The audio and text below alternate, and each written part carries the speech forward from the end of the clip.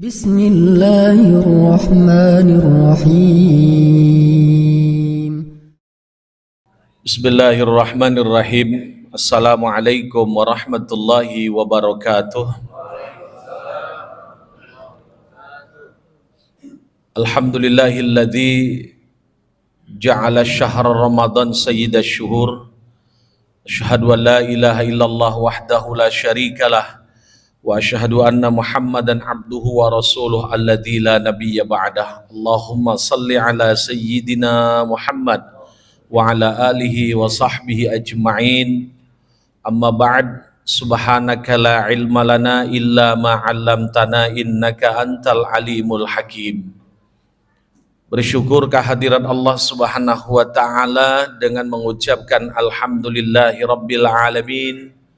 Salawat dan salam kita persembahkan keharibaan alam Nabi besar Muhammad Rasulullah sallallahu alaihi wa alihi wasallam.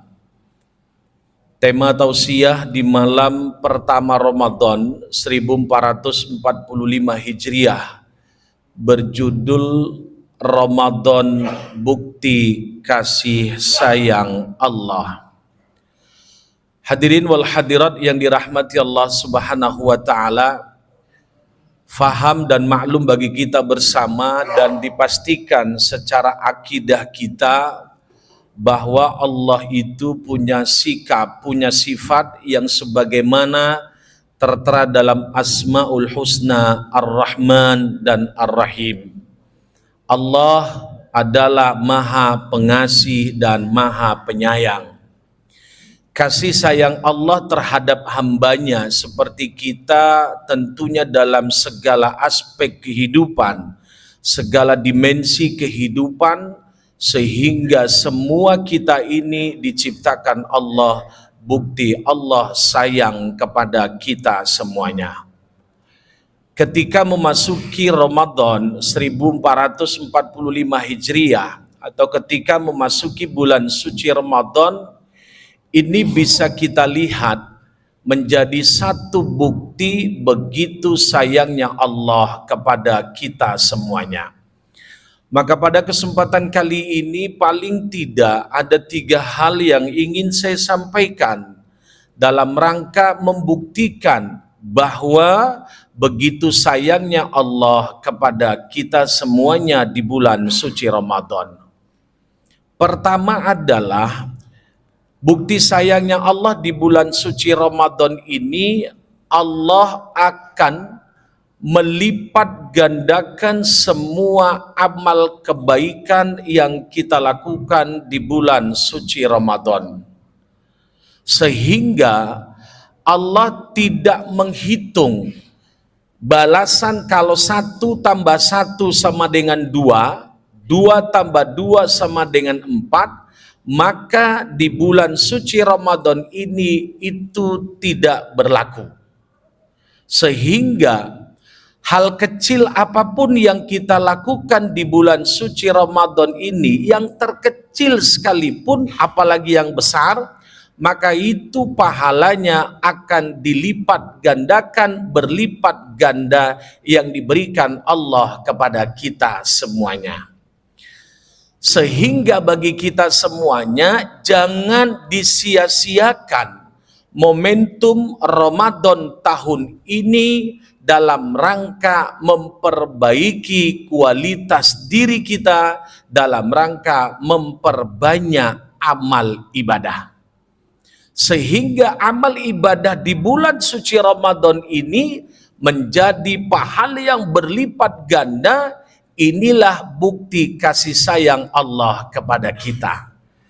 Kita malam hari ini melaksanakan sholat Isya berjamaah, ada sholat qobliyah, ba'diyah, kemudian juga sholat tarawih, witir dan segala macam, dan zikir, dan kita baca Quran di malam ini. Ini menjadi satu amal ibadah, berbagai macam amal ibadah. Yakin dan percayalah semua itu akan dilipat gandakan pahalanya yang khusus diberikan Allah di Ramadan, bukan selain Ramadan. Maka Bapak Ibu sekalian, jangan sia-siakan momentum Ramadan ini dengan memperbanyak amal ibadah. Itu bukti kasih sayang Allah kepada kita di bulan suci Ramadan ini. Itu yang pertama. Yang kedua, bahwa di bulan suci Ramadan ini, kalau kita beramal ibadah Ramadan dengan niat yang ikhlas, dengan niat adanya iman dan evaluasi bagi diri kita, insya Allah itu akan menghapuskan, akan menggugurkan semua dosa yang pernah kita lakukan. Jadi kalau kita lihat hadis Nabi yang sangat masyhur yang kita dengar, pasti kalau di bulan suci Ramadan, man shoma ramadhana imanan wahtisaban ghufira lahu ma taqaddama min dambi. Siapa saja yang berpuasa Ramadan, beribadah Ramadan, atau man qoma dalam versi riwayat yang lain lagi juga man shoma Ramadan, ketika kita beramal ibadah dengan niat panggilan keimanan dan adanya evaluasi diri, insya Allah Allah akan ampunkan dosa kita di masa lalu, Pak. Ini menjadi bukti kasih sayangnya Allah. Allah tidak akan pernah balas dendam kepada hambanya. Allah tidak akan pernah menzolimi hambanya. Ketika kita itu paham dengan semua keramah tamahan Allah, begitu sayangnya Allah kepada kita semuanya, maka ayo kita perbanyak amal ibadah di bulan suci Ramadan ini. Walaupun tadi Pak Haji di awal mukadimah sudah ngasih kode, kalau kepada imam bacaannya jangan panjang-panjang, yang pendek-pendek. Saya lihat wajah Bapak dan Ibu pasti senyum-senyum semuanya. Karena memang Bapak Ibu yang dirahmati Allah, dalam beberapa riwayat itu Nabi tidak pernah melarang imam kalau baca ayatnya pendek-pendek. Itu nggak pernah Nabi nggak pernah melarangnya. Yang dilarang Nabi adalah ketika imamnya bacaannya panjang, seperti ini nanti pernah Nabi Muhammad menegur Mu'az bin Jabal. Nanti dibaca dalam kitab Bukhari Muslim dan hadis Bulughul Maram karangan yang ditulis Ibnu Hajar Al-Asqalani. Setelah sholat, imamnya waktu itu adalah Mu'az bin Jabal. Jadi Mu'az bin Jabal dipanggil oleh Nabi, wahai Mu'az, apakah Anda akan disebut dengan orang yang banyak timbul fitnah, menimbulkan fitnah? Maka Mu'az bertanya, ya tidak ya Rasul, kenapa? Makanya Nabi menegur, kalau ketika menjadi imam, bacaan ayatnya jangan panjang-panjang. Sepakat Pak ya? Mau yang panjang atau yang pendek? Pendek, pasti itu. Nah ini menjadi satu hal yang penting bagi kita semuanya, karena memang Nabi tidak pernah menegur imam waktu Nabi masih hidup ayatnya yang panjang-panjang. Itu nggak pernah. Kalau yang pendek-pendek Nabi nggak pernah menegur. Tapi ketika yang panjang-panjang itu ditegur oleh Nabi Muhammad Sallallahu Alaihi Wasallam. Maka oleh karena itu, ketika momentum Ramadan ini sudah diberikan Allah sebagai hidangan di tengah-tengah kita semuanya, ayo Bapak Ibu sekalian tingkatkan amal ibadah kita. Jadi memang Nabi itu luar biasa. Filosofinya Bapak Ibu, makanya dalam kajian fikih itu, imam itu dianjurkan orang yang mengerti psikologi dan sosial masyarakat setempat itu. Sehingga maka disiapkanlah imam rawatib atau imam yang penduduk mukim yang di situ. Kenapa? Filosofinya begini. Karena kalau imam yang tetap di lokasi itu, contohnya di Masjid Al-Kautsar, maka dia sangat paham bagaimana psikologi jamaah. Makanya oleh karena itu, kenapa sebelum sholat, imam itu kan dianjurkan mengatur, meluruskan saf dan merapatkan saf. Istawu sufufakum, saf lurus dan rapat, dan imam dianjurkan menghadap wajahnya ke belakang, memalingkan wajahnya melihat barisan di belakang. Di situ imam harus memantau dan melihat. Imam memantau dan melihat bagaimana kondisi jamaahnya. Oh, ternyata usia makmumnya banyak yang tua-tua. Kalaupun ikut pengajian di masjid, dipastikan dia duduknya paling cari tempat yang bisa bersender. Nggak tahan lama dia duduk kalau nggak bersender. Maka kalau sudah seperti itu, maka diusahakan imamnya mengerti kondisi psikologi dan usahakan bacaannya yang sangat disenangi oleh jamaah. Ya, tapi memang sekarang mau panjang pun dan pendek, kalau masjid ya begitu penyakitnya, kalau sudah pertengahan Ramadan ya jamaahnya sepi. Terkadang muncul satu pertanyaan, ini bukan masalah imam bacaannya panjang dan pendek, tapi ini bicara tentang kualitas keimanan kita. Hadirin wal hadirat yang dirahmati Allah. Yang kedua, bukti sayangnya Allah di bulan suci Ramadan, sebagaimana yang dijanjikan Nabi, Allah akan mengampuni semua dosa kita yang telah lalu, Pak. Makanya pandai-pandailah menggunakan momentum Ramadan ini sehingga sedikit demi sedikit dosa kita itu diampuni oleh Allah. Karena bagaimanapun Nabi pernah mengatakan, atbi'is sayyi'atal hasanata tamhuha wa khaliqin nas bi khuluqin hasanin. Iringilah perbuatan yang tidak baik dengan perbuatan yang baik. Insya Allah perbuatan yang baik tadi akan menghapuskan semua dosa kita. Maka inilah bukti kasih sayangnya Allah di bulan suci Ramadan, yakni semua dosa kita diampuni oleh Allah. Yang ketiga bukti kasih sayangnya Allah kepada kita, yakni yang kita kenal di bulan suci Ramadan ini adalah diturunkannya kitab suci Al-Quran. Selain Ramadan, Al-Quran tidak diturunkan. Artinya pertama kali Al-Quran itu diturunkan di bulan suci Ramadan. Ayat surah Al-Alaq 1-5. Jadi kalau dijelaskan dalam Al-Quran, syahrul Ramadan alladzi unzila fihil Quran, itu adalah surah Al-Alaq 1-5.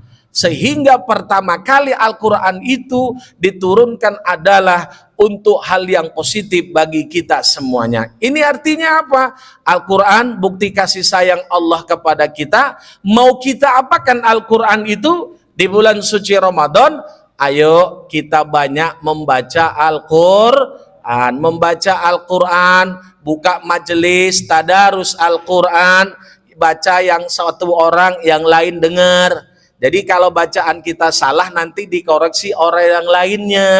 Saya yakin dan percaya, saya sudah pernah jelaskan di majelis ini, kalau kita baca Quran sendiri, nggak ada yang dengerin, itu bacaan kita benar semua atau salah semua?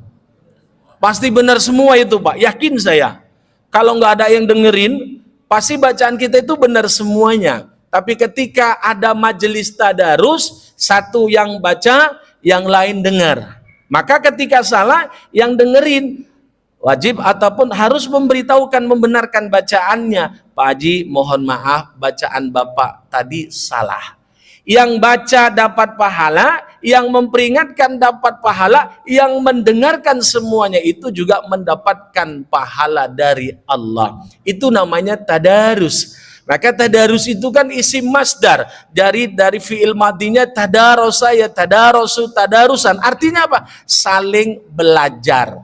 Maka yang cakep yang namanya majelis tadarus, satu orang baca, yang lain dengerin. Bukan kalau ada majelis tadarus Al-Quran ada 10 orang, 10 orang baca rame-rame. Ya semuanya pasti benar. Tapi tidak seperti itu yang diharapkan ketika membaca Al-Quran. Dan sangat apresiasinya Nabi Muhammad SAW kepada kita, walaupun kita membaca Al-Quran terbata-bata, satu kalimat pun kalau terbata-bata, itu diapresiasi, diberikan pahala oleh Allah Subhanahu wa Ta'ala. Maka oleh karena itu, supaya kita buktikan bahwa Ramadan bukti kasih sayang Allah kepada kita, diturunkannya Al-Quran, maka baca Al-Quran, kaji kembali Al-Quran, pelajari kembali Al-Quran. Insya Allah di Ramadan ini bisa khatam 30 juz dalam 1 bulan 30 kali. Bisa Pak? Ya, one day kalau one day one juz masih mending ya, tapi saya ingin menjelaskan bahwa kalau mau baca Al-Quran yang baik itu nggak mesti ada target khatam. Yang terpenting baca dengan secara baik. Bahkan juga dianjurkan ketika membaca Al-Quran, baca terjemahnya, supaya tahu apa yang dimaksud Allah dalam Al-Quran itu. Sehingga apa yang kita bacakan, apa yang kita baca, kita ngerti makna dan artinya. Sehingga bisa menjadi satu kebaikan bagi kita semuanya.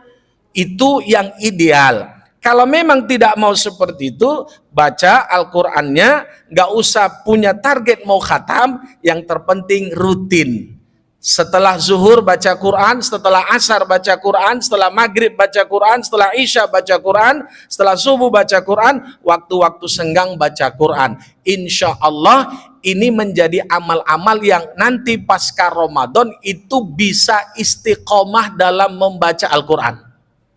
Nah, itulah yang disebut bahwa bukti kasih sayangnya Allah di bulan suci Ramadan. Hadirin wal hadirat yang dirahmati Allah, kesimpulan tausiah di malam pertama Ramadan 1445 Hijriah, bahwa Ramadan bukti kasih sayangnya Allah bisa dibuktikan dengan 3 hal. Pertama, di bulan suci Ramadan Allah lipat gandakan kebaikan menjadi suatu hal yang luar biasa. Yang kedua, bukti kasih sayangnya Allah di bulan suci Ramadan ini, ketika kita melakukan puasa dengan panggilan keimanan dan koreksi diri, insya Allah Allah akan menghapuskan semua dosa kita yang telah lalu.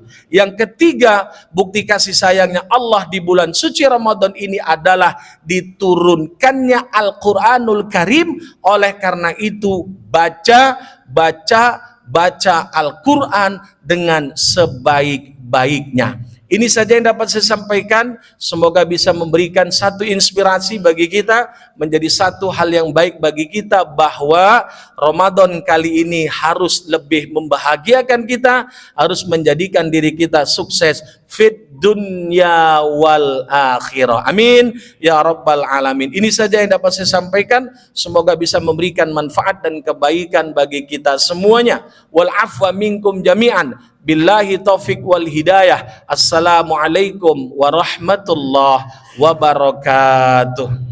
Inna